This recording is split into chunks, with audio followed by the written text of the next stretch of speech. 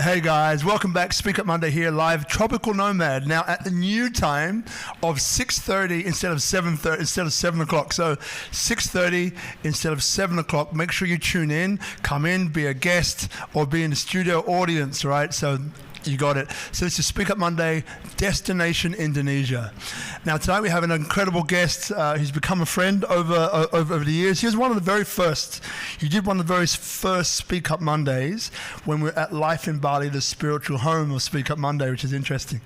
And look, what I love about his story is that, you know, this is a guy who's got that, what I call, he's got that that energy for life, that zest for life. And you might ask yourself why. Well, he loves skydiving, right? And while jumping out of a plane at 14,000 feet, jumped out the plane, your standard, he's done many jumps. And on this particular jump, what ended up happening is that his parachute failed. And what happened, and we'll get into the detail of it, but what happened is that he fell or jumped out of the plane. He jumped to earth. Imagine terminal velocity and hitting the ground at that speed and surviving, right? It's an incredible story which we're going to get into, but that's just a little bit about what you have in store. So let's, without further ado, let's get straight into it. So firstly, welcome to the show, brother Tyler. Yeah, thanks a lot, Robert. Thanks for having me. Love you. Welcome. Now, so what comes up? The first thing is that, so we know where we're going to end, possibly, but what I love to get into is perhaps the start. So, you know, whenever I thought about skydiving, I thought of like a daredevil, you know, someone who's like on the seat of their pants. It's exhilarating, there's energy, there's drive, there's fun, there's enjoyment. So, like, as a kid, you know, like, what do you think inspired you to want to seek that kind of experience? Oh, that's easy. Point Break. Ooh. Yeah, seeing this movie was, for me, it was everything. I think it was 1991, I believe, is when the movie came out. And then there was the new one, I think was just a few years ago.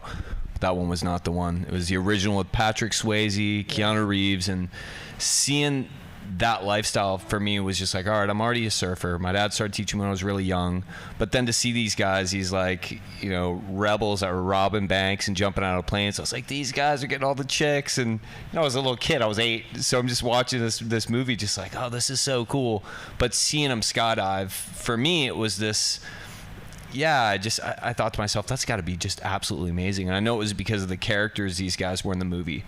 You know, they were surfers already, but just seeing how pumped and how stoked they were to do this, I was like, oh, this is something I got to try. And I held on to that dream for another 10 years until I was 18 and I could actually do it. But that's where the inspiration came, was from that one movie, Point Break. Got it. So look, I've kind of got this theme in my head that just popped in there, which is, you know, that was a way that it was expressed.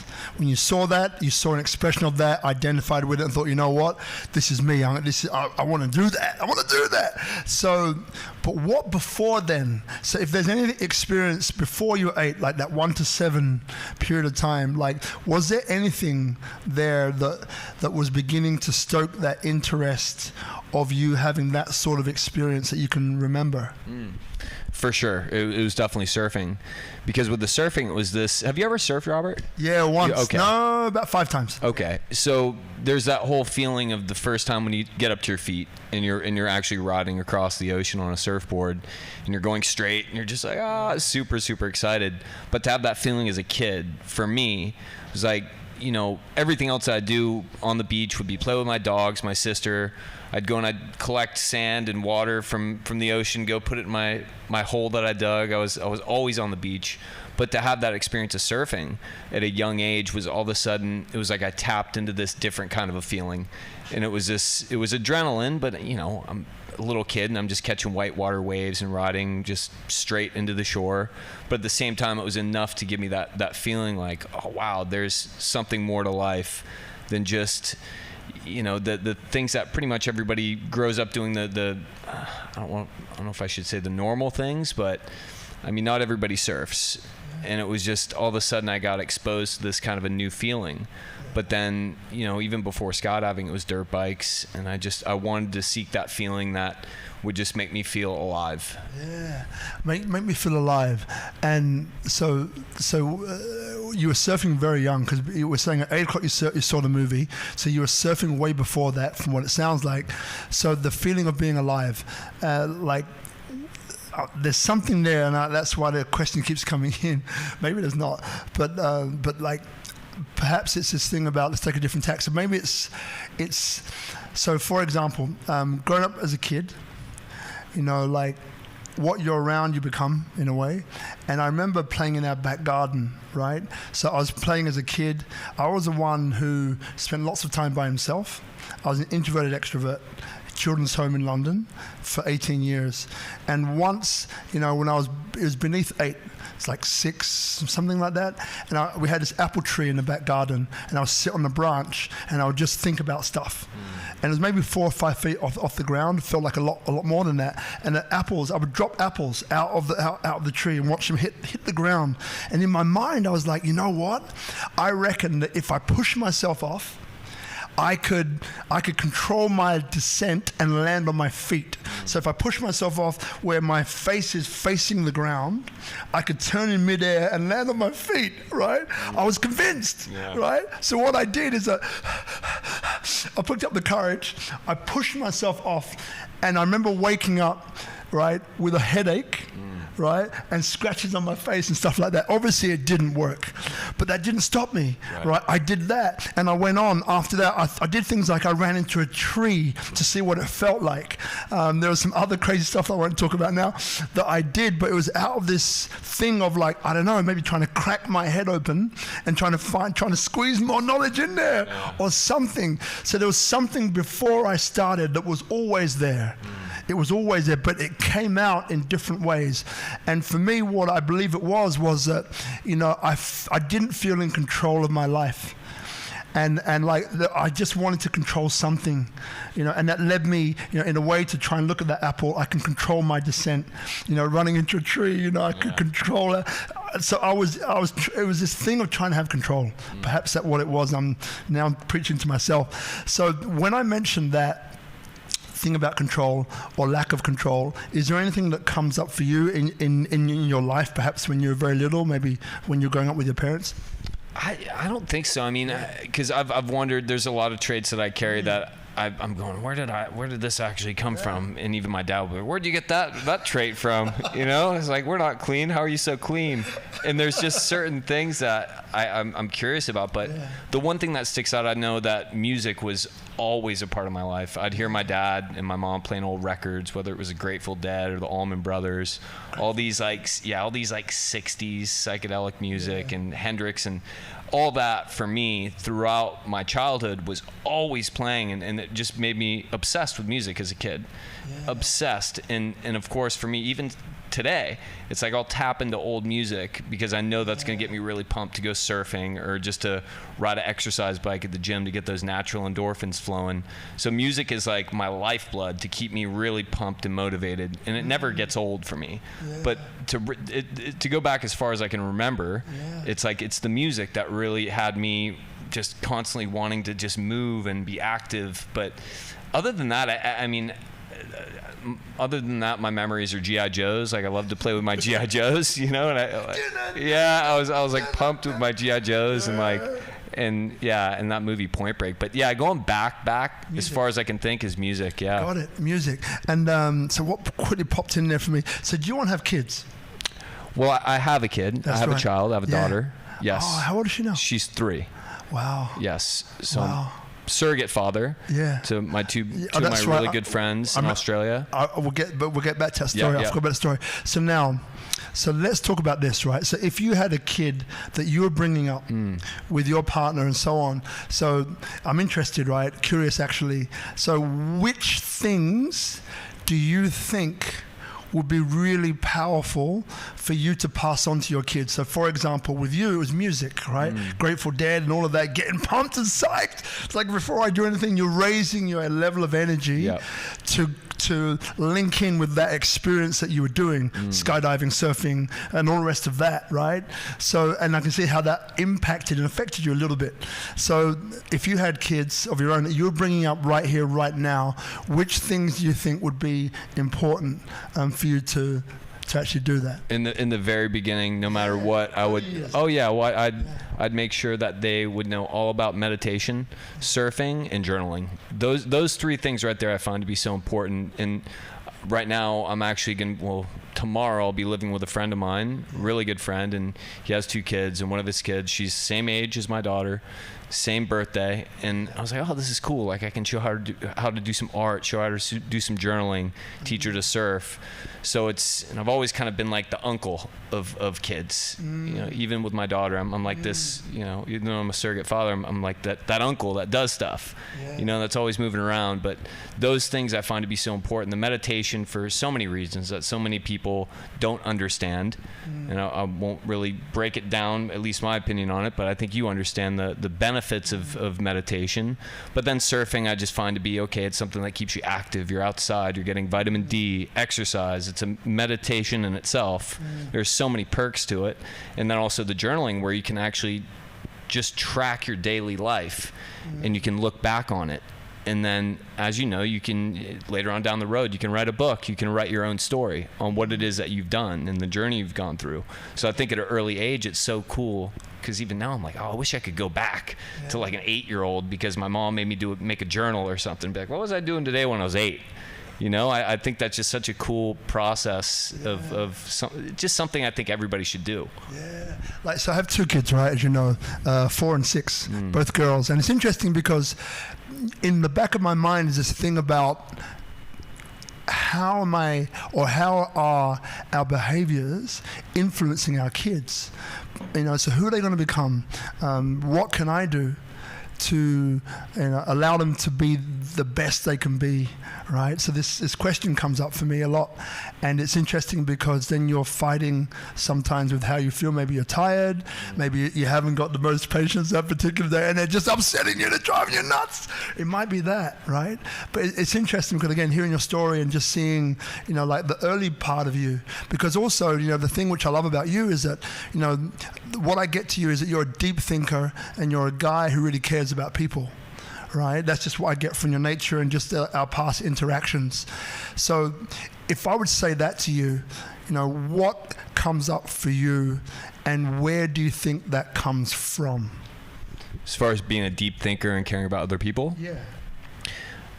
The deep thinker part, I'm not really sure. I've had people before tell me, oh, you seem to be really in your head, and I am, which is why I try so hard, and I say try, to meditate daily, because I'm like, okay, get out of there, you know, just focus on something else and get out of my, you know, constantly trying to, So I don't know about that, but as far as caring for other people, I'd have to say it's just my upbringing and how great my parents were. I mean, I didn't have any sort of issues as a child growing up. You know, my memories are all playing with my sister in the backyard with our 2 golden retrievers across the street from the beach, learning to surf at 3, and having my dad's friends teach me how to dribble a basketball, ride a bike. I had so much love for me as a kid, and it never stopped. I mean, I went through the things that we all go through. I went through heartbreak. I went through different kinds of adversity here and there, but I never really felt like I wasn't loved or cared for. And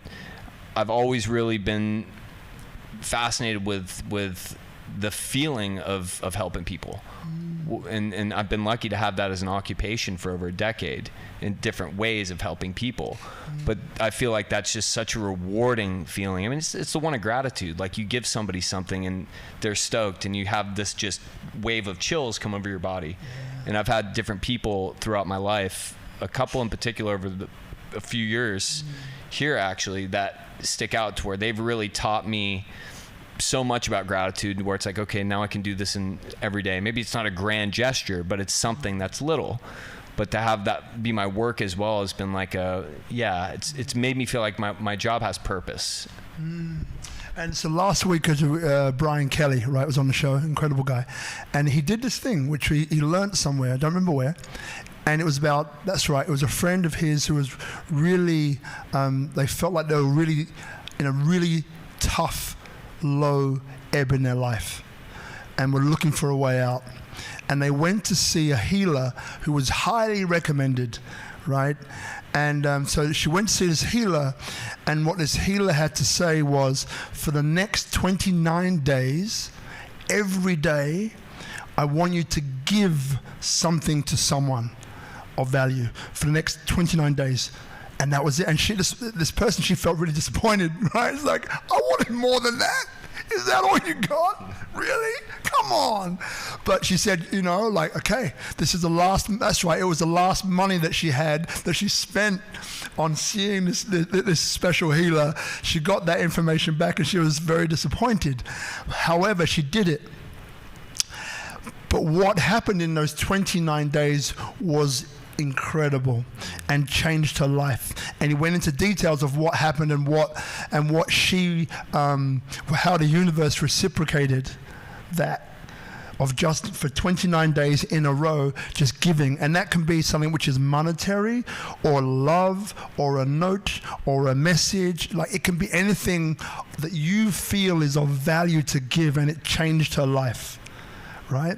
So when I bring that to you about gratitude, because you mentioned gratitude before, like, what comes up for you when I say the word gratitude? Yeah, well, that's something. So on the calendar I have at home, I have this calendar. It's I don't know the measurements of it, but it's a giant sheet of paper, and every day it's marked. And I have 10 things that I make sure I do every single day. I didn't even notice. And on the list is gratitude. And it can be something minor, as far as just sending, I talk to my mom probably once a week, but just sending a note to my mom or dad or my sister saying, oh, I love you. And something that's, doesn't take you much time at all. But then it can go as far as, like, okay, the getting the guy that works at my gym a protein shake. Just be like, bro, this guy works so hard. I'm always talking to him. He's always there first thing in the morning. It's like, I just want to get you a protein shake. And he looks so stoked. And it's like, boom, you get those shivers, from the gratitude. But it can just be so many different little things. Little things or grand things, depending on how much you have and how much you want to give.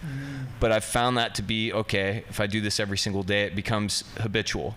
And I've been doing it for quite some time now, for a number of months, and I've found that I'm doing it more than just once a day. And again, it's not these grand gestures, but it's little things, it's even just stopping and talking to somebody who looks like they just glance at somebody, give them a smile.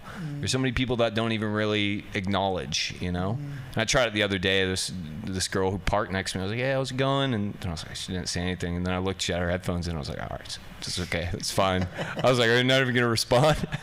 So yeah, it's just little things, I think, with gratitude. And then, yeah, if you can give grand gestures, grand things, then that's part of it too. And like, is there anything which, by the way, we don't, just so you know here, we don't rehearse any questions. I don't send him any questions. This all is in flow. I had no idea about the gratitude, and you carried a calendar. So all this stuff just comes in. So just want to let you guys know that. So next thing which pops in is that, so are there any effects that you believe that you've inherited or received by processing gratitude in that particular way? Anything that you've kind of got back and like, what? I think just the fact of doing good things for other people, all of a sudden it does come back to you some way, some shape, some form. Sometimes it's really kind of hard to figure out until later on down the line. Whereas I've seen that over the years. It's like you do something good for somebody, and all of a sudden later on you get a message from them, and it was something about the past, something that you did that all of a sudden it shaped maybe not shaped their life, but it did something to them that caused a change or something good to happen. And then they end up giving you that way down the road. So I look at that even now, like with kids. It's like, okay, to teach my friend's young daughter like how to journal. It's like, okay, maybe in 15 years she's gonna be like, oh, I'm so stumped. Thank you for giving me that journal. Like, I've been doing it every single day. So I think a lot of times it's not really all about the moment. Sometimes it is, but sometimes I feel like, okay, well, by doing this later in life, it's going to come back and they're going to remember. And if it was something of a giant impact, it's like, that's a story they could be telling for the rest of their lives. It's like, so you give somebody a really good story. So I'd say that's the way I look at it. Got it. And so hear about SpeakuP Monday, it's also about the 3 or the 5 or the 10 dimensions of a person, right? It's not just about the good times and how all things flow. And I mean, gratitude, heard remember this great line the other day about when you express gratitude, there isn't any other emotion that you can feel at the same time. So when you're in gratitude, you can't feel hate, fear, loathing, jealousy. It's just gratitude, right? And it puts your frequency in such a state that you affect yourself and people around you. So it's a really beautiful thing. And so I completely am in harmony with what you're saying. So when it comes to difficulties, and we'll get on to what happened a little bit later on, we're trying to get to know you first. So difficulties, so early on in your life, if you had a big challenge, a big thing in front of you that was difficult, that was uncomfortable, what was your modus operandi? In other words, how did you deal with it internally first? Big problem, what happened? How did you deal with it? Thinking back to being really young, I was really shy, and I was stubborn. I was shy, I was stubborn, and I think I said one time that I'm not going to try a new food unless it's something that made zero sense. It was like, I'm not going to try that if I haven't eaten it before. And my dad's like, well, that doesn't make any sense. How could that even be possible? But I don't know. I was shy. I was stubborn, and and my memory's not that great from when I was a child. I think like from before 15. I had really just standout memories, whether it be one of the first time surfing or watching Point Break or playing with my G.I. Joes or playing with my dogs and my sister in the backyard. But yeah, I don't know. That's a difficult one for me to even, yeah. What's interesting about this, for those of you watching at home, so questions come up, right? And what I love is that the intention of this is value for 3 people. Value for you, value for the in-studio audience and those who watch. And quite often we call it the clock, right? So 12 till, or 1 till 12. So like 1 till 2 is, this is what I know that I know. And then 2 to 3 is, this is what I know that I don't know. And then 3 to 12 is, this stuff here are things that I don't know that I don't know. And this is the subconscious. This is the area that we don't think about because we get caught in our habits and life just happens, as opposed to us thinking about why we do the things that we do. So even though it's not my intention to give you a question, or anyone in your seat a question that they can't answer, it's not about that, but it's about value, right? So by thinking about things that maybe you haven't thought about before, or answers that don't come straight away, it's valuable because in the next days that follow, and this always seems to happen, there's a window that opens up between that 3 to 12 zone, and it just kind of makes you think or reminds you about something that maybe you haven't thought about for a long time. And that then has its own chain reaction that leads you to somewhere else. And that's the value for you or somebody sitting in your chair. But the most important thing to make that possible is vulnerability and being honest, which is what you are. And I love that about you, my man. So I just want to thank you for just being you, man, and being honest and vulnerable. So that's really cool. So then as we get closer now to the skydiving, right? So we're kind of establishing a little bit about your childhood, and that, your parenting was phenomenal, man. I mean, how good is that they really exposed you to things that were greater than yourself. Learning how to surf, you probably got this idea that I'm not alone, man, that there's this thing larger than me that has an impact on my life, be it a wave, be it something that's nature, right, which is amazing, right? And then being inspired by Point Break and say, oh, that's it, that's what I want, I can do that. And then getting that feeling about skydiving. So you saw that at 8. And so when did the skydiving actually manage to get realized? So you mentioned about 10 years later, but was it 18 that you did your first skydive, or which age did it happen, and how did it feel the first time? Yeah, it was my 18th birthday. So I had 3 of my friends. We all made this pact that we're all going to go to get together. And on the day, one of them bailed, and still to this day, we don't really talk anymore, but I'd never let him forget it, that he bailed last minute. Yeah. So the other 2 of my friends came with me, and Yeah, we're all just, it's so funny because your first time going there, at any age, your first time jumping out of an airplane, once you're there and you're in the airport hangar, they bring over the harness, you get fitted, and you're told the instructions of what exactly it is that you have to do. And of course, we're all sitting there like acting, we're 18, we're like, it's no big deal. And then we all had it filmed as well. So we all had the skydive filmed, so we all have cameras in our faces, and I'd look at the video and it was just the most humorous thing because, once we're up in the plane and the camera's going on, we're all sitting there just like, oh shit, this is real, man. We're actually doing this. Oh no, face. Yeah. And then it's like my buddy went first, and then my guy that was filming me, a friend of mine, he turned the camera to me, and the look on my face was just like, oh my God, because I just saw one of my best friends just kind of tip out of the plane, and I was like, oh my gosh, yes. I'm next. Yeah. So what was that feeling, right? When you look at your friend, is it just like? Yeah. It was seeing him just disappear. I mean, I saw him, but my perspective, I was able to see him fall, but then just getting smaller and smaller, and I was like, oh my God, I'm next. And then my head just kind of went back, and the guys go, all right, we're ready, turn around, count back from 3, and I'm just like, and yeah, so it was kind of a disaster. And then we did the free fall. And then once we were flying down, I did it another 2 times. One of my friends actually ended up going with me, and we did 2 more tandem skydives. Yeah. And I think by the 3rd one, it was like, okay, cool, I can actually register this now. Yeah. Even the second one was a little bit like, oh shit, here we go again. So just the pure kind of fear, I guess what you're saying in a way, is like overtaking the enjoyment. Yeah. Right? Yeah, for sure. It was like you like. I love it. The whole step out of your comfort zone. It was like, no, I'm getting like, I have to fall out of my comfort zone. And before I'm falling out of the comfort zone, I'm going through these moments of like, oh, what am I doing? But by the 3rd time, I was talking to my instructor on the way down, like, hey, how do I do this alone? Like, I want to steer. I want to do this on my own. So it was like, once I registered this whole process of getting into the harness and actually getting onto the plane and riding up to altitude, having that time to think and visualize, and then having the door open up and the plane stall and all the wind rushing through, it was like, whoa, I want to keep doing this. So then it kind of like, it was like, yeah, I just got bit by that bug, like, okay, I want to do this. I want to get involved. Oh, do you believe in God or a God? I'd say really strongly with Mother Nature. I mean, yeah, between surfing and maybe a mushroom here and there. There's my beliefs are kind of all over the place. But I say Mother Nature and just the planet and everything that's alive. I guess. Got it. So then we've done skydiving to begin with the first 3 times. Then you're already like, how does it work? How can I steer? How can I just how? And then you're like, okay.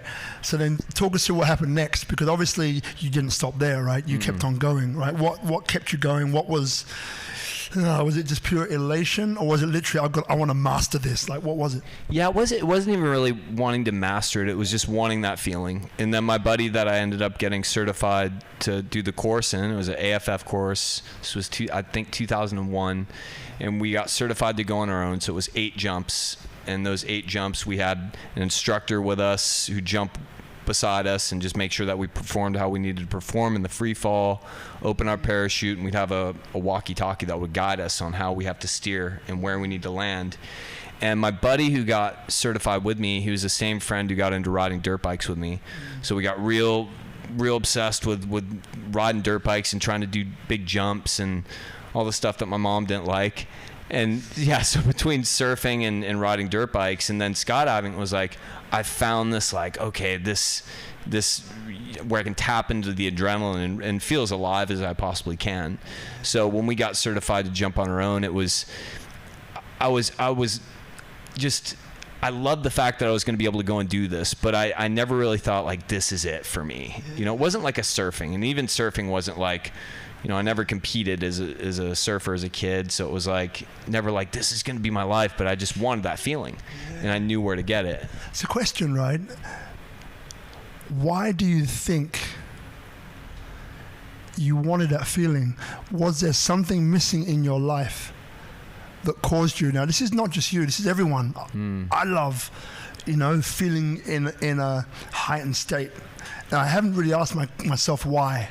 which I will do after this, is I'm asking myself. So now it's not putting you on the spot, but it kind of is. So like, why is it that you have the need to feel in a heightened state? I think surfing is what really, because I've thought about it before. If I wouldn't have grown up in Cocoa Beach and have been able to live right across the street from the beach from when I was born, I wouldn't have been given that experience to learn how to surf. And if I wouldn't have been given that experience to learn how to surf, I played sports. I played soccer. I played baseball, basketball, all for just, as kids do in the States. You go, it's almost like summer camp. And I loved soccer. It was the only team sport, or what most people call football. Football, buddy. Yeah. It's football. Yeah. Well, football, yeah. I know. I'm not joking. Yeah, that's the one team sport that I was like, oh, I love it. If I could play today, I would. I love it so much. Yeah. But other than that, like baseball, basketball, I never played American football, but any of that stuff to me, it wasn't like, it didn't really become an obsession or anything. I think maybe part of it was being a team sport, but I didn't get that feeling that surfing gave me. And since I got that at such a young age, it was like, and I didn't mention it, but skateboarding was the other one. Skateboarding was another one where it just gave me a different kind of feeling. That was just like, oh my gosh, this is like, and with skateboarding, you take big falls. Got to a point with another buddy of mine that we grew up skating together. We were ollieing, so doing jumps off like 10 stairs at colleges and breaking the boards and, constantly falling and just, getting hurt, damaging our shins, our knees. But again, a way to make ourselves feel alive. And it was like going home battered up, but as kids you kind of bounce. So that's the thing, right? And again, you're mirroring what I'm feeling. Actually, it's just like, why is it that we have the need to feel in a heightened state? So like what is it? Because it wouldn't exist unless we needed it, but why do we need it, right? And this is not a rhetorical question either. I'm also asking myself while I'm asking you the same question, right? So when I look at my life, right, the basketball, the jumping out of a tree, running into stuff on purpose to feel what it would feel like it's like, why did I need to do that even now, right? So there's not so many things that give me that high at the moment, and I'm happy with that, right? But why is it that as a human being I have this need, right? Talking about human, I'm generalizing, right? Why is it that we have this need to feel alive, and we need something else, a drug, a sport, something, an experience, right, to take us to that level? Why is it that we need that? And again, it's not necessarily a question that you need to answer, but it's just coming up. Yeah. And I'm thinking, it's making me think, it's like, well, why is it that we need that actually? I think it's like survival instincts, maybe like that. That's what came to mind. Like if we had to go and hunt, is like going way back. It's like, I don't know. Maybe it's that. Maybe it's like you just want to feel alive. You need to go and get food. I don't know. That's just what came to mind for me. Yeah, it's a question that's gonna be around me for a little bit. So thank you for mirroring that back. So look, so we're on to skydiving, and so you've been through these experiences. You've done the 8. You got it now in your blood. This experience that's giving you these that emotional feeling. So probably now is a good time to like fast forward to what happened in terms of when you did jump, and on this particular occasion things didn't turn out as perhaps you were expecting. So talk us through the key parts that come to mind that you think we should know. Okay. Yeah, so I was 25 years old, and I've always classified skydivers into 3 different groups.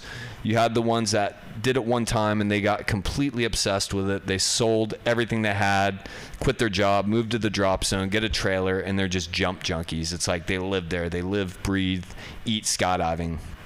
And then you had the second group that were like these weekend warriors. I remember one guy who'd always be there on the weekends. He was a veterinarian. He's the nicest guy. He has a family and, full-time vet, but he'd always go to the drop zone every weekend. So it was these weekend warriors had another full-time job. And then I fell into the third category, the ones that was like once a month. And it's funny because if you watch Point Break, those guys, they did it once a month. It was like they just do it at the end of, you know, a good month or at the end of a surf season. And for me, it was like, okay, I want to get that you know, and I go there and I do multiple jumps. I go there, and sometimes I go more. Sometimes I go 2-3 times a month, but I wouldn't go all the time. So it was something where after 7 years, I had acquired under 200 jumps, close to 200 jumps. And so 25 years old, I was living a really good life. I was a lifeguarding captain in my hometown, Cocoa Beach, Florida, and I was still surfing whenever the Atlantic Ocean gave me waves, which wasn't very often. So I was skydiving a little bit more. I had a girlfriend, full-time girlfriend, who I was in love with. I had a real good life, and I was in school to become a firefighter. So after the lifeguarding on the beach, I was going to proceed to go into EMT, fire school, maybe medic, and then just randomly, my mom hits me up and asks me, or tells me, she's like, hey, you know, Linda, her best friend, she's like, we watched this movie, The Bucket List, with Jack Nicholson and Morgan Freeman. She's like, we want to go skydiving. It's on our bucket list. I was like, all right, cool, I can do that. So we picked a date. The date we picked was April 11th. This was 2009. It was Easter Sunday. So I was all hyped up. I was telling all my friends. I remember the Saturday before I was lifeguarding on the beach, and a seagull flew over my head and pooped right on my head. And I was told before that that's actually good luck. And I'm like, I don't know about all that now. Because, yeah, the next day, we went to the skydive center, the drop zone, Skydive Sebastian. And, you know, I did one skydive before going up with my mom. My skydive was very routine. It was how most of my skydives were. I'd do what's called free flying. So I'd go by myself, and it was just doing, you know, I'd fall in the sitting position, and I'd stand up to get as fast as I could go. So I could get up to about 200 miles an hour by falling either feet first or head first. Yeah. And then that would cut the free fall time in half. Instead of a 60-second belly to the earth free fall, it would be, 30 seconds of going as fast as you possibly can, and then slow down, get stable, deploy your parachute. So that's what I did. And then the second skydive with my mom, it was going to be the same, except that time she's in the plane with me. I'm jumping out first out of the plane. There's other people in there, other fun jumpers, other people doing tandems. Whereas I'm like, okay, my mom's here with me. Oh my gosh, what am I doing? It was like I was starting to have flashbacks of my first ever skydive. She must be terrified. And so what I was doing, and it took me a while to realize this, but I was not visualizing my own skydive.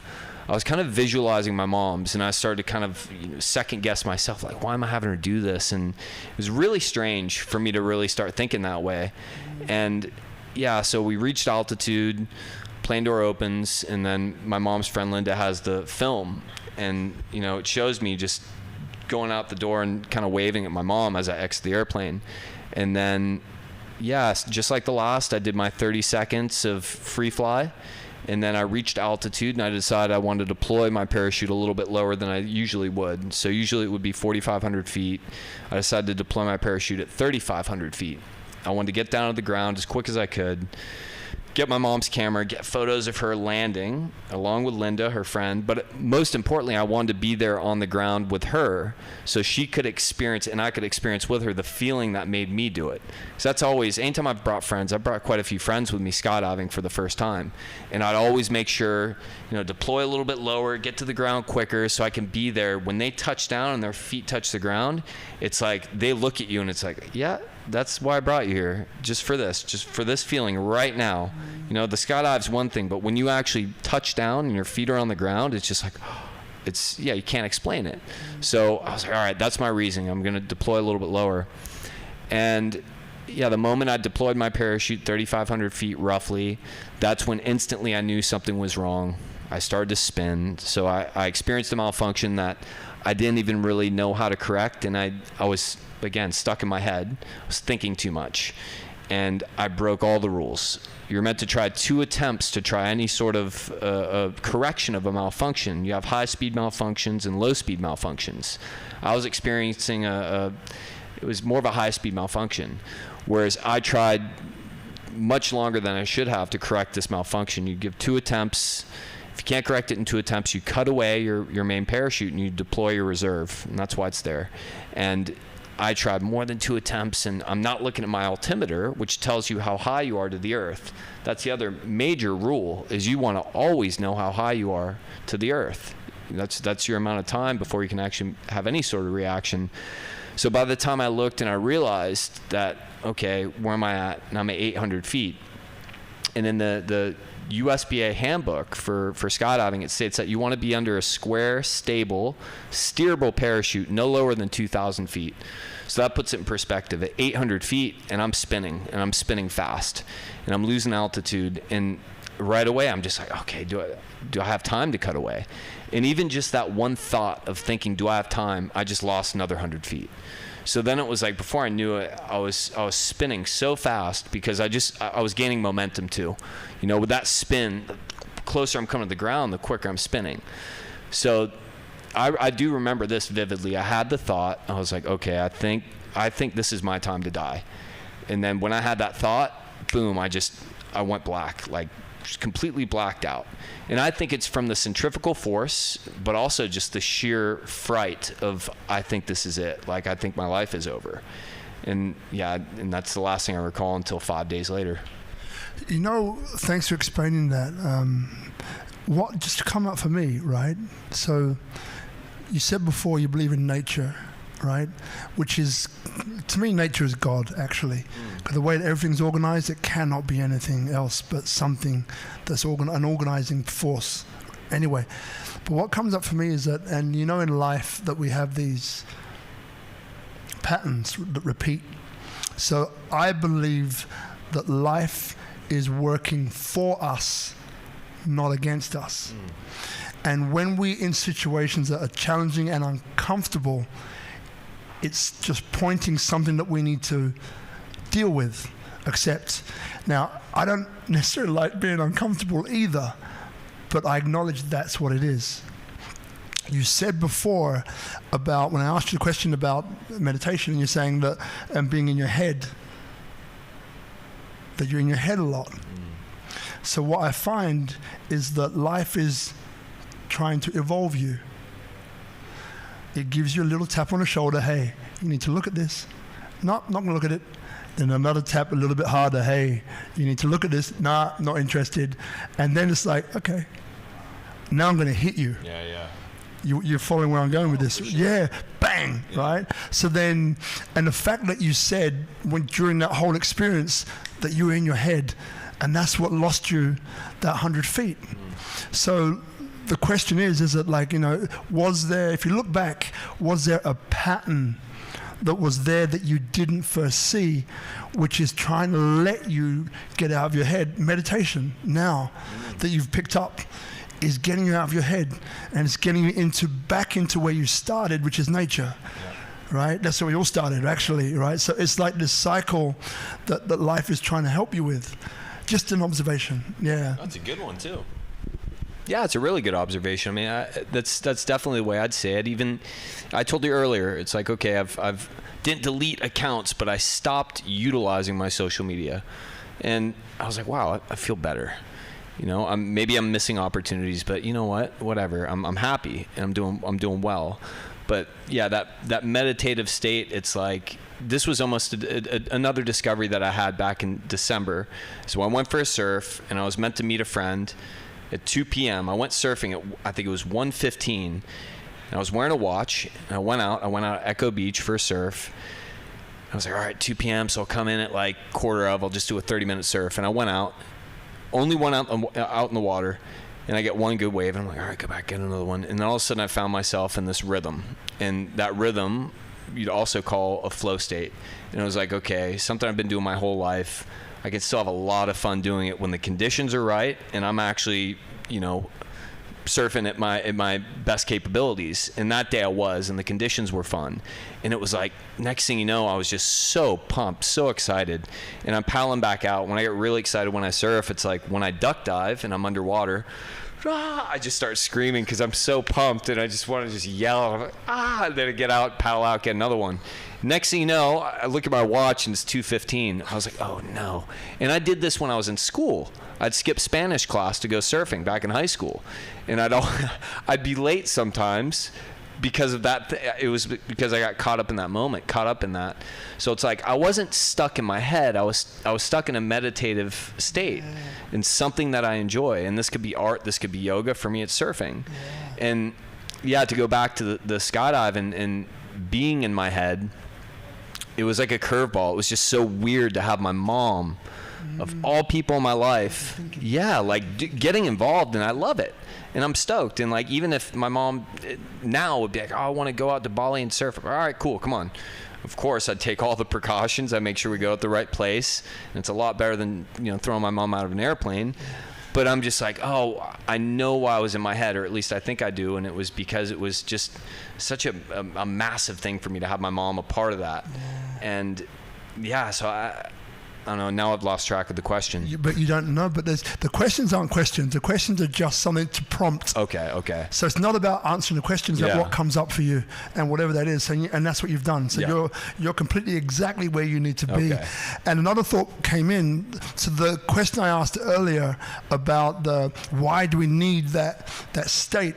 What came in is that maybe a reason why we need it is because in that state or in that frequency, we can understand that anything is possible. It's almost like I had this crazy mountain bike accident in New Zealand, and it was my head as well. I was riding along this track, and it's steep on one side and normal brush on the other side, and I just thought for a moment, I wonder if I fell off this cliff, I wonder what would happen.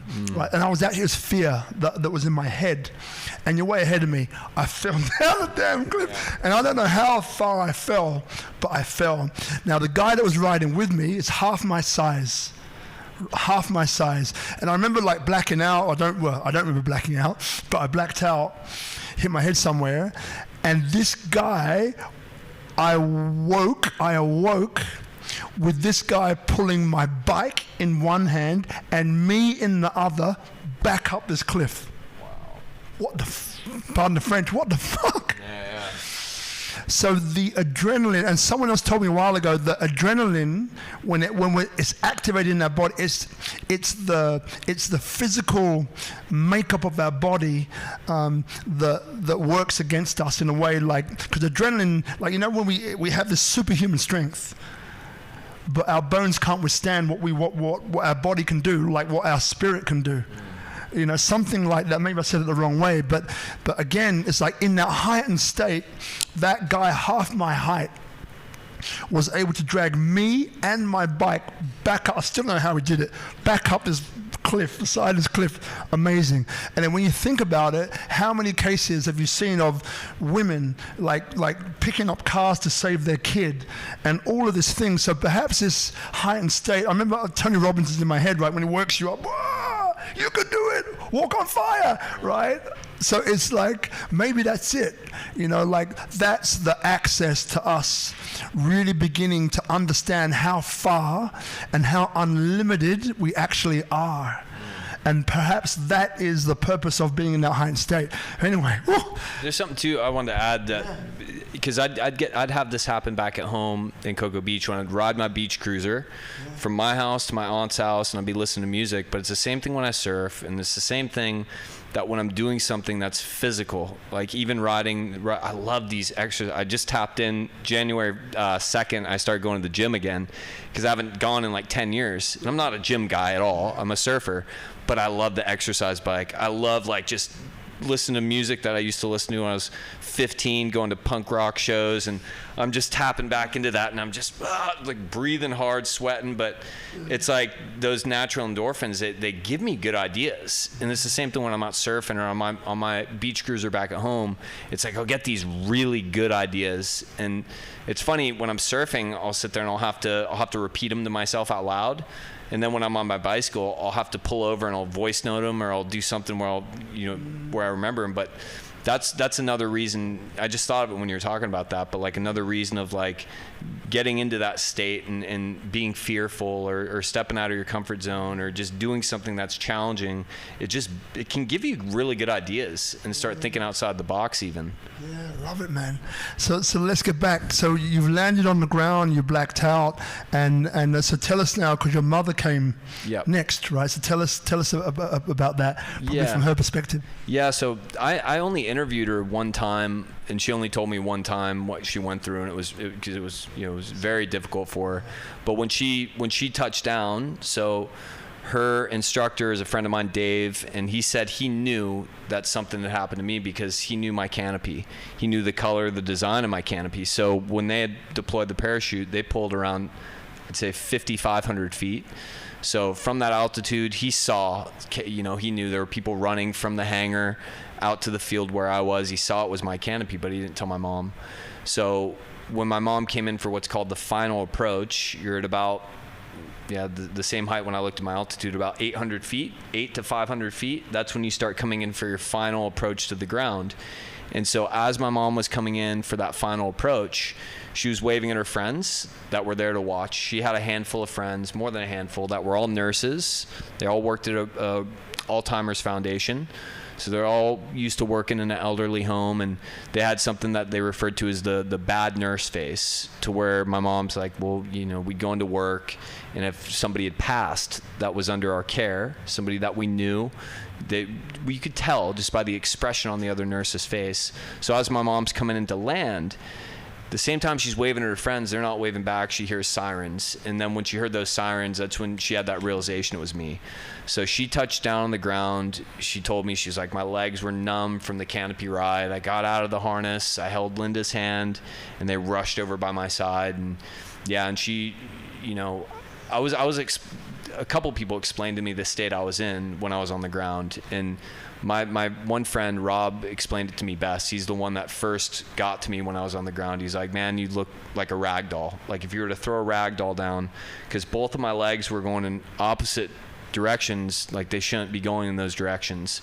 I was laying on top of my arm, which was folded in two different places, and I had a full face helmet on, but with the impact, I had blood coming from every orifice of my face. So ears, nose, mouth, and so even my eyes just being blood red. So my mom said she leaned down beside me, she grabbed my hand, and she just started talking to me, and she's saying, Ty, you've been hurt really bad. You're going to be airlifted by a helicopter to the hospital. She's like, I'm right behind you. I'll be right there. And she had to watch me get loaded up into the helicopter. They shut the engines off in the helicopter because I stopped breathing. They had to use the AED on me to restart my heart, get me breathing again. And all my friends that were on the drop zone that day, they told me later, they're like, man, your mom was a rock star. Like, she kept her cool. But then she said when she got in Linda's husband's car to drive to the hospital, the helicopter flew overhead. And she said that's when she kind of lost it. She had to call my dad, my sister, and my best friend, who was also my boss, the lifeguarding chief. So it was like the county and the town that I grew up in, they all, piece by piece, got alerted about this accident. And tell us the injuries. I've heard the story once or twice, but now I'm tearing up. Like, something hit me that time when you were describing the blood. That hit me. So tell us your injuries that you sustained, and how do people even know you were alive, actually? Yeah, well, they put me in a medical-induced coma for 5 days. So those first couple days, like they had a big news broadcast about the accident, and it was while I was in the coma. And then I think it was after 2 days where they said, we don't know if he's gonna be able to walk, but we don't think he's suffered any serious head trauma, because I was able to relay, I don't remember this, but I relayed my dad's phone number when I arrived at the hospital, my dad's cell phone number. So you were conscious? I was conscious. I don't recall any of it. Fuck. So you fell 14,000, you jumped 14,000 feet from a plane.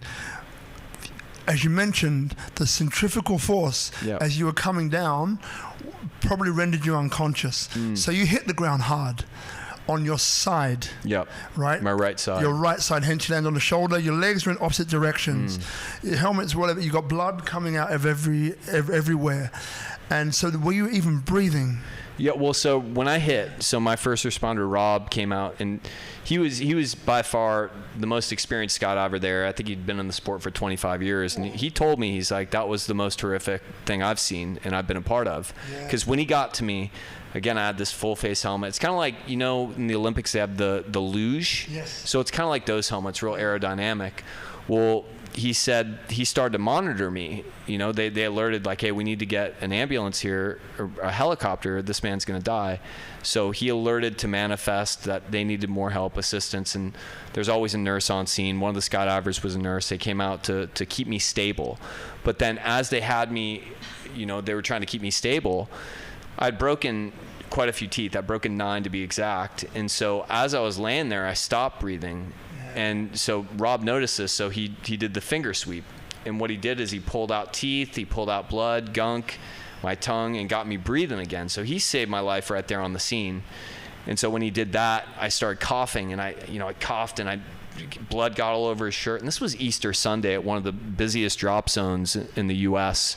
So, I mean, the scene itself, like when he had to go back to manifest, and all these people are there doing their first tandems, and they see this guy, and they just saw this.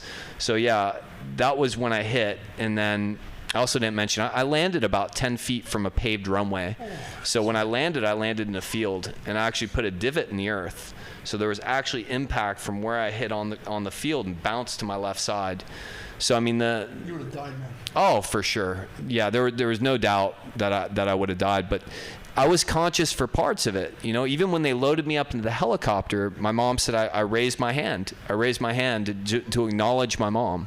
And then when I got to the hospital, I informed where I felt pain, both my legs, my arm, and my jaw. And I told them my dad's cell phone number, which I'll never forget. It's one of those numbers that's just going to be in your head. So subconsciously, it was like I was there. I was saying things, you know. So I mean, that's a great sign. No brain trauma. But at the same time, they induced me into the coma to rebuild my body in a lot of ways. So we're talking broken legs. So yeah. So when I woke up on my birthday. I woke up on April 16th, which was, you know, I turned 26 on the day I woke up, and I'm just like, oh, and I see the doctor. I'm in a doped up state of mind. And he told me, he said, we managed to save your right leg. And I'm like, what do you mean? Like, what even happened? And he said that it was the equivalent of like a small bomb going off in my right leg. And that's where I landed, was on my right side. So I blew the femur out of my bone. So I suffered a compound fracture of the right femur. But the impact was so hard, I broke the left femur right in half, just like a stick. And then my right ulna, which is the upper arm, that broke in half. And I broke the right humerus, the upper arm, I broke that in half. And then I also broke my mandible down the middle. So the condyles are the hinge of the jaw. I shattered my right condyle. I dislocated my left condyle. I broke 9 teeth that had to be extracted, and I fractured my skull. And then a few lacerations to the face.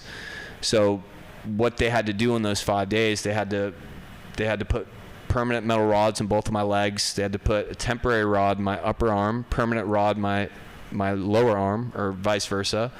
And they had to rebuild my jaw. So even now the x-rays are wild. It just looks like RoboCop face, like pins and screws and chains, you know. So oh, man, yeah. This is affecting me physically. I'm laughing about it now, but holy gee. Yeah.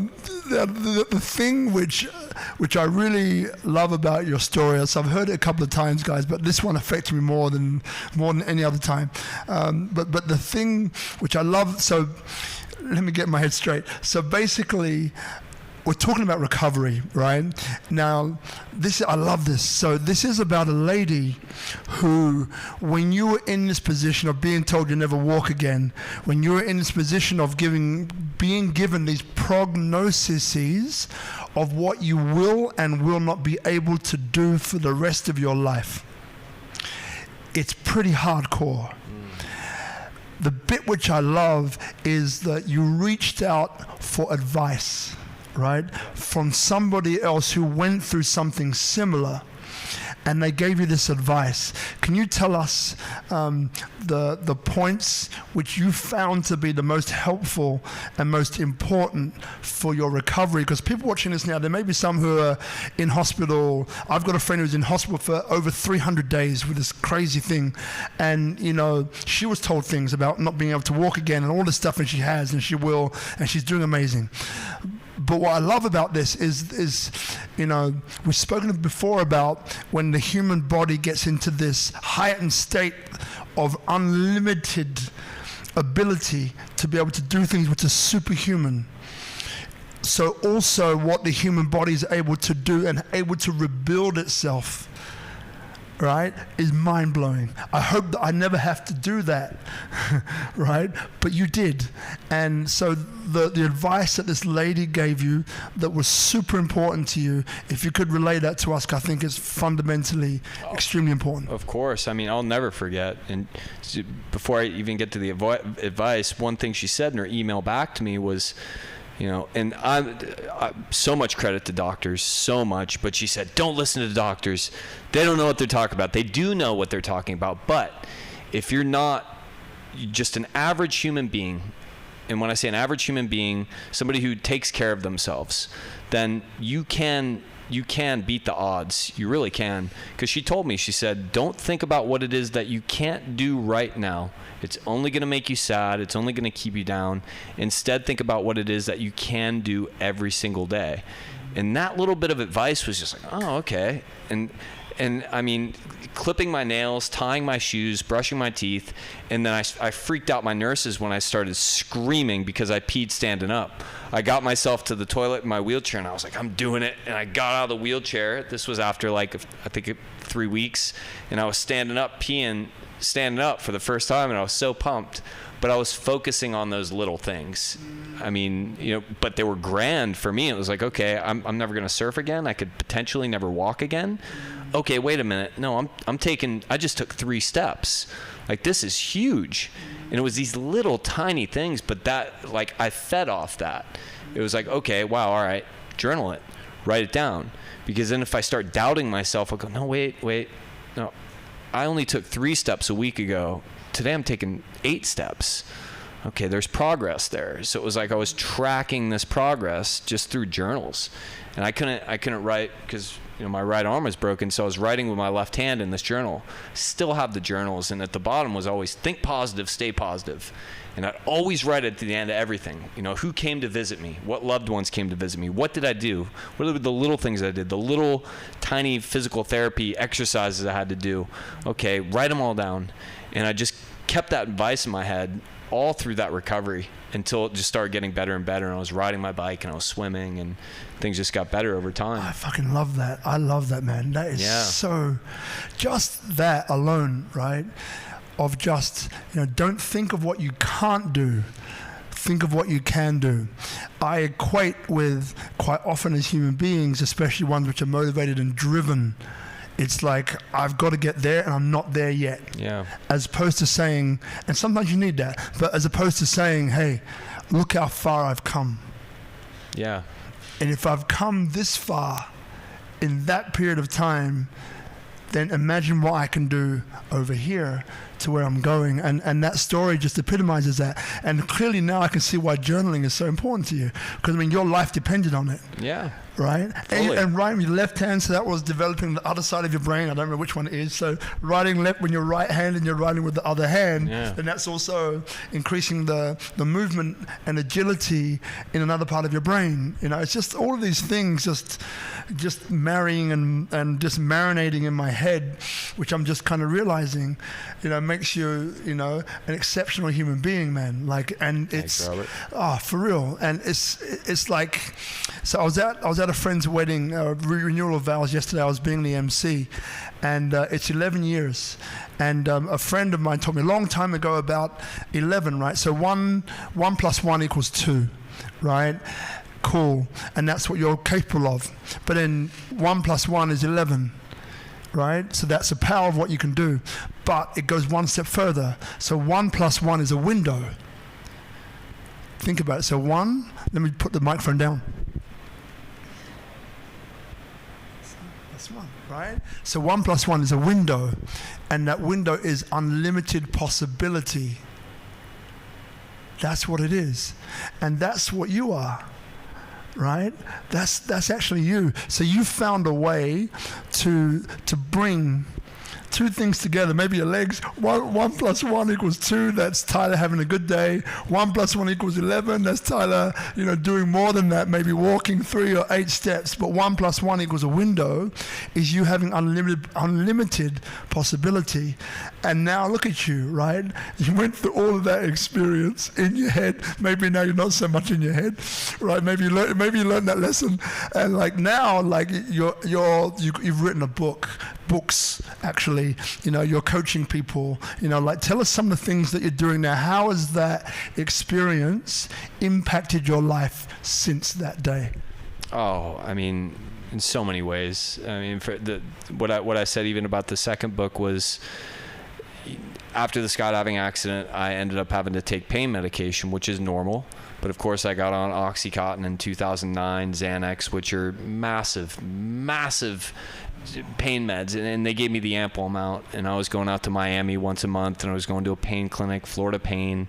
There's so many documentaries on how it was, and it's still like that, but it's changed a lot. I kind of went in there at a time where it was very easily accessible, and I'm sitting there, a broken man, wearing my Class B uniform, so, real sophisticated looking, like I'm a public figure going in there and collecting medication. Well, of course, I got hooked on it. And I wasn't using it to the point where it was, other people didn't necessarily know I had the problem because I was able to hide it. But at the same time, I had one for a number of years. And during my physical recovery, the girl who I was in love with broke up with me. And for reasons that her career was skyrocketing and she was moving and I wasn't. So I had these two things, a drug addiction and a girl that I loved more than anything, leave me. And it left me devastated. And then it was just like, okay, where do I go from here? And I was lucky I had a few good people in my life. I had the Lifeguards, and I had one of my best friends, who's still my best friend, who's a very, very successful man, works for Google. And I was like, okay, I'm going to surround myself with these people because they're doing something right. The people that I was actually utilizing this drug with, whether it was for recreation or people who actually needed it, and I saw them becoming sick, and I saw them becoming more and more dependent on this drug. I was like, I can't do this. This isn't why I'm here. This isn't why I survived. So let me hang out with the people that are actually making something of their lives and doing something good, doing something great. So I was like, okay, surround myself with them. And then next step, I need to get myself off these medications. I don't need them anymore. I'm a young man. I'm healthy. I can do this. I can run. I'm back on the beach as a lifeguard. I can do this. So I convinced myself I don't need the medication. I moved in with my best friend, and with his guidance, along with art, along with journaling, along with surfing, riding my bike, going to the gym, I broke that habit and I got off all pain medication. And I told myself, I want to be the best lifeguard I can possibly be. I'm a lifeguard captain. I need to be the one on the beach beating everybody in the races. And that's exactly what I did. I went out there and I trained every day. We'd have in-service training. All our lifeguards would show up, and I'd consistently come in like second, sometimes first, but second or third place. And these are all like 18-year-old kids that were runners and swimmers. But I made sure to train to the point where I was going to be better than them, because I should be. I'm the captain. So I was like, all right, this is my new goal. And then down the line, once I was healthy and I became the best lifeguard captain I could be, I've had this opportunity to just fall into my lap of a lifeguard organization in Australia, in Western Australia, said, oh, we were inquired by one of your lifeguards about working with us. This is what you would have to do. And these are the physical requirements. So I emailed them right back. I was like, this is my position. These are my certifications. This is how long I've been in the lifeguarding world. Can I do this? I have tattoos. Is that a problem? And I covered all angles. And he said, well, yeah, that's fine. You just need to be able to complete this. And it was their run, swim, run, paddle. They called it the mission. You had to do it in under 25 minutes. I was like, okay, this is what I have to train for now. So I began training to make sure I could pass this. So in November of 2012, I flew out to Australia. I did the mission. I passed. And from there, I've spent maybe a total in 8 years. I think I've spent maybe 3 months in the U.S. in my home. Other than that, it's been China England, Sri Lanka, 5 years in Indonesia now, all over the place of utilizing my trade as a lifeguard and surf coaching. And so that skydiving accident, I've said it so many times, is the best thing that's ever happened to me. It really, like you said earlier about that whole like, hey, wake up, give you a tap. Oh no, wait, hey, wake up, whack, give me a big old slap. And it's like, start living, start doing something. So it's like, that's exactly what I did. And that, and then by journaling, I was able to write another book about those travels and about the drug addiction and about the girl, and who's one of my best friends now. Funny enough, she ended up designing the cover of my book, and she's still a big piece of my life. So it's like, yeah, it's funny how that works out. A girl that I was just miserable, like, oh my gosh, I watched that movie 500 Days of Summer, and I was that guy in the movie. I was just miserable, but then all of a sudden I got this fire under my ass, like, okay, it's time to do something here. And yeah, and it got me to where I'm at now, and I'm very happy. Like, so many things come out of that, brother, and whatever you get is whatever you're supposed to get, right? But the question that comes up for me is that, if there was, like a secret source to really embrace and get the most out of your life, what would you say? Meditation, journaling, surfing, creating, learning, gratitude. Those 6 things I've been doing on this steady pace for a long time, and it's like it feels meaningful. I feel productive, and it's just this recipe that I've come up with. That it's not a secret by any means. It's just okay, because I had to look back, like, okay, how was I doing so good in 2011? And I was like, oh well, I was doing art. Okay, I was going to a gym. Because for so long I was, as a surf coach, it's like, no, that's my thing. That's my passion. I don't want to be the one out there coaching. I did it and I loved it and it was great. Where at the same time, no, that's my thing. Like, I don't even like to date girls that are surfers because, no, that's my thing. That's my meditation. So I'm like, for so long I was utilizing surfing as a way to get exercise, where it's like, no, wait, let me do what I did 10 years ago. Let me go to a gym. Again, I'm not a gym guy, but I want those natural endorphins. I want that bike, man. I want to get on that exercise bike and just be freaking punishing my body to get myself feeling alive and feeling good. It's like recharging the batteries a bit. And then it's like, okay, put that together. And so I've broken those things down, the meditation, journaling, surfing, creating, learning, gratitude.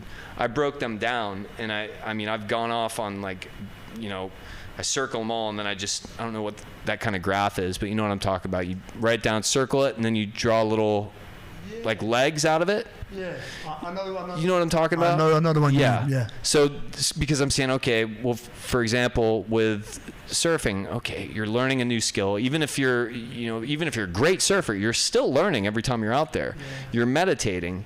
You're exercising. You're getting sun. Like, you break down all those things. So it's like those 6 duties I give myself every single day that I do, it's like there's so many benefits that come from them all. And so that's like my little recipe that I use every day religiously, and it works. It's definitely working. Love it, man. Love it. Mamma mia. So look, is there anyone here, so maybe have a think, the studio audience, so is there any questions that you may have? So in the next 30 seconds, minute, if there's anything that's dropping for you, just put your hand up and we'll get a microphone to you. Because again, there's so many things which have come out of this, and I just thank you so much for being, just open, committed, authentic. It's cool, man. Like, it really is. And whoever watches this, whether they're watching it live, whether they see it as a replay later on, is going to get massive value from this, And that's really what it's all about. It's about showing people not so much what you've done, but who you are and where you've come from. So then we can all see and feel, well, that thing there, I can relate to that. Or that thing there is, I know what I should be doing. Or that thing there is kicking me up the ass because I knew I should have done that yesterday, right? So it just puts things in perspective, because the two things which sum up the show is people inspire people, and you definitely inspire me. And the other one is that Bhinneka Tunggal Ika, which is unity in diversity. So that is that we all have this incredible story that's unique to us for its own reasons. But at the heart and soul and base of it, we all connect and we can all relate and we're all part of it. It's this wanting to be seen, understood, loved, and appreciated for who we are and give our gifts, and for them to be received by others, and you've done that, my man. Like, it's been, I've really enjoyed, hanging out with you and learning more. I've learned more about you this time than any other time, and if I have, it means that they have too. So it's super special. Thank you, my man. Thank you. It's fun just having the chat, because this is the first time I've been able to actually do this kind of interaction where it's usually just telling a story, but I like the questions and it's not it's all just kind of off the cuff. We're just kind of flowing. I like that. But thanks, man. No, my brother. Yeah, my brother. I'll give you a big hug afterwards. Now, does anyone here have a question? It's okay if you don't. There's quite a bit there. Yeah, you do. So we'll get the microphone to you. Just remember, these microphones, just angle it towards your mouth. Yeah, the microphone is coming. So remember, guys, it's 6:30 from now on, 6:30 here at Tropical Nomad. Come and join us in the studio audience. What I love about this is that you get to hang out with us afterwards, and there's always a wonderful connection. It's like a birthday party. The people that come are supposed to be here.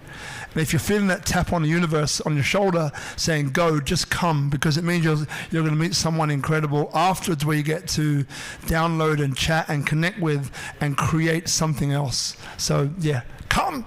Now, over to you, darling. Thank you so much. That was really, really inspiring. And I think my face went really weird a few times. It felt really, really real. Just being here, I could feel all the broken bones and stuff. Is there anything to this day for, also the people who are still fighting and trying to recover of anything? Is there anything that you're still trying to regain today that you could do before and that you're still struggling with, battling with? Well, I'd say, if I heard the question right, I mean, just one day at a time. I mean, even now, it's like there's days where I wake up and I have pain. And I mean, for 11 years now, I've just been chewing on the left side of my face because I still don't have the teeth on the right side of my face. But it's like, okay, if I have any sort of a pain, it's like, how am I going to correct this? Well, through stretching, through some form of exercise. But the thing I've been saying, and I was saying it a lot last year to my family too, was like, okay, let's one day at a time. If we start thinking too far ahead, we start kind of stressing ourselves out.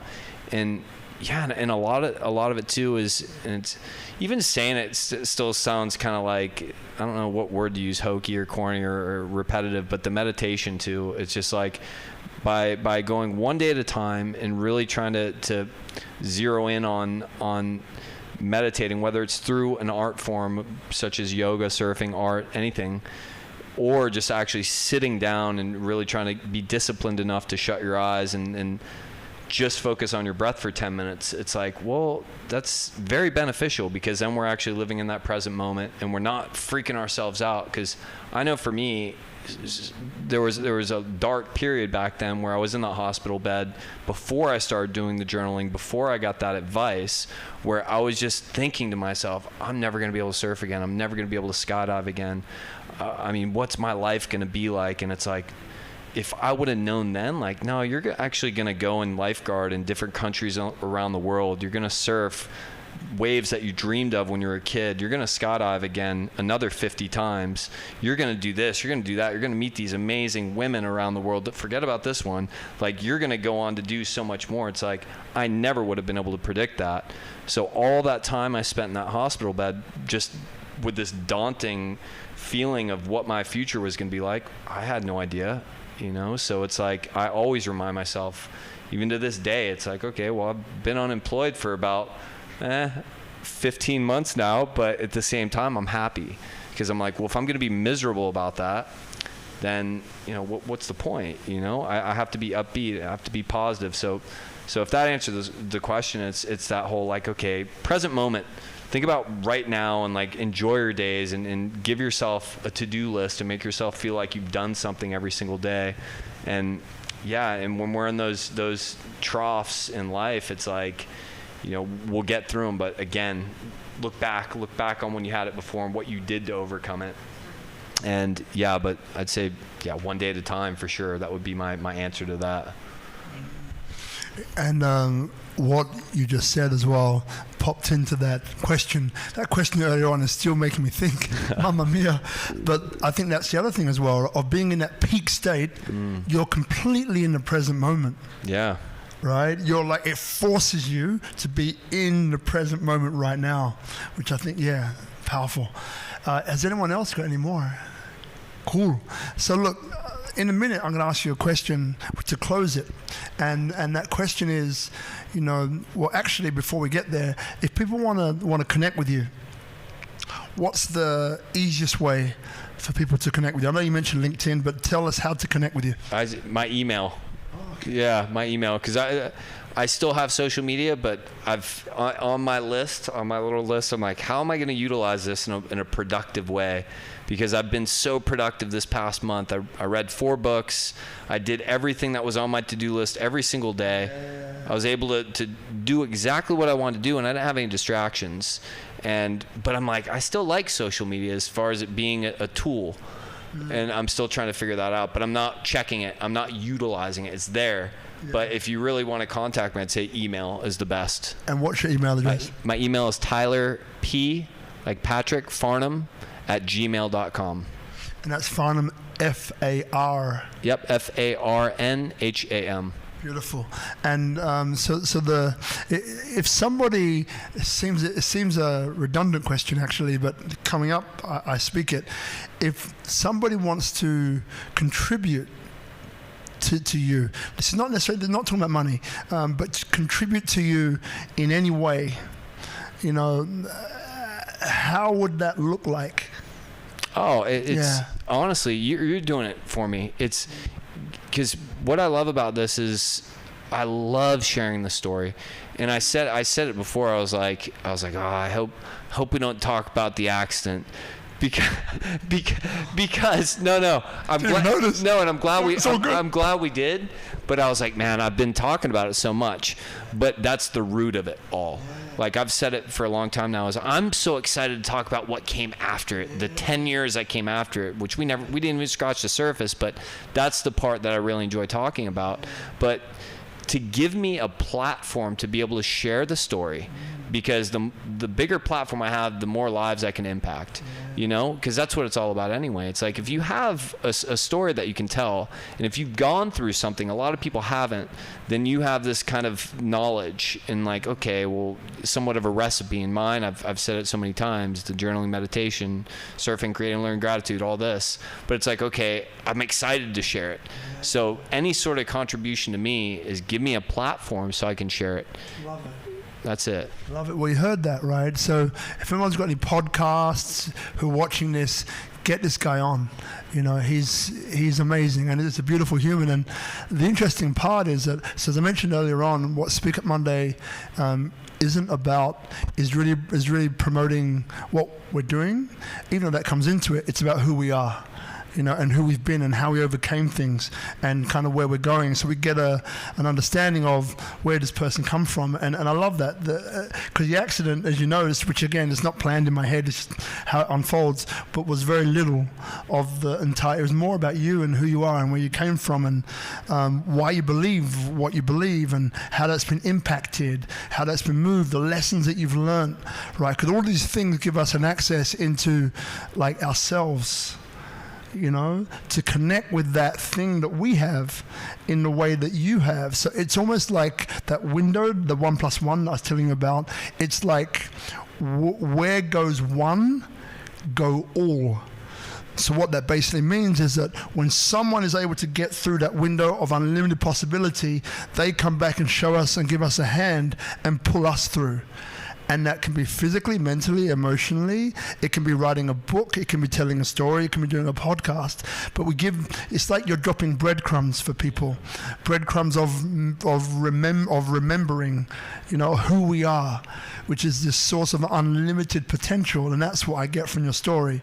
And that's the thing which I connect with, which is amazing. So in about a minute, anything that comes up in your mind that maybe you haven't said, or maybe something that you would like to reinforce, and then that will close the show, and I'll give you a big hug. That will close the show, and then and then we'll move on from there. But before we get there, I'll just explain what's coming next week, and then give you a bit of time to think about what it is you want to say, right? So for those of you watching at home, either on Instagram, YouTube, Facebook Live, so every Monday, 6:30 new time, 6:30 here at Tropical Nomad. I just want to thank Ichi, Bella, and the team here, Guzman, the team at Tropical Nomad. It's an incredible collaboration that we have. I love those guys very, very much. And it's phenomenal, right? So we get to do this every week. This is number 92. So 92 weeks, we haven't missed a beat. And we're just going to keep going and growing and so on. So it's a grassroots thing. And it relies upon you sharing it with other people, because if you're feeling the need to share it, just do it, because there's somebody else who needs to hear it. Monday, SpeakuP Monday came out of the fact that Monday is the day where if people are going to commit suicide, and we are about to face a mental health tsunami that people are and aren't really talking about. So it's, when I was at my lowest point in life, and there's been many times, what has got me to the next day is people inspire people. It's somebody else sharing a message with me that I connected to that just gave me one more day. Just one more day. And that's all it takes. Just one more day for us to find our way out of the place where we've been, to learn from it, to learn who we are, and to come up the other side and then be able to pull someone else through, mentally, physically, emotionally, or dropping breadcrumbs so people can follow our example. So that's the essence of what SpeakuP Monday is about. And we have lots of different people in the seat where this beautiful man has been tonight, from all different types of backgrounds, but there are things that we all have in common that inspire, that motivate, that implicate us in this beautiful part of, Bhinneka Tunggal Ika, right? Unity in diversity. So just want to thank you very much for being part of that. So on that note, brother Tyler, it's been an absolute pleasure, my man. Love you. I was about to say love you to death. I don't mean death. Where did that even come from anyway? Love me to death. But you know what I'm trying to say. So thank you, my brother. And I'll let you close the show. Thank you so much. Yeah, thanks, Robert. To end it on my side as well, and you brought up the mental health aspects of everything going on from the past year into where we're currently at now. A friend of mine who's actually a counselor at one of the schools out here in Bali, her and I are researching into surf therapy. And I was actually given a scholarship, and I'm pretty stoked for their program they're doing in February. So I'm going to start learning more about the therapeutic benefits of surfing, whereas I have the knowledge of growing up with that in my life. And my friend, she's a counselor. She's been working in that field for, I think, 10 years. So her and I are really trying to think of how we can do something here in Bali. And so we have some meetings set up over the following month. And then again, the program that I'll be taking in February. Because anybody that's not, that's another one. Anyone that's not working or there's out of work, it's like now's the time to be creative and start thinking of what you can do to move forward in life and to keep progressing. But so I'm really excited about the surf therapy. I think that's going to be something that's going to be, really beneficial for a lot of people. Because we're in need of a lot of things to help the mental health crisis that's going to be upon us soon. But thanks for having me, Robert. I'm stoked, man. Finally made it in.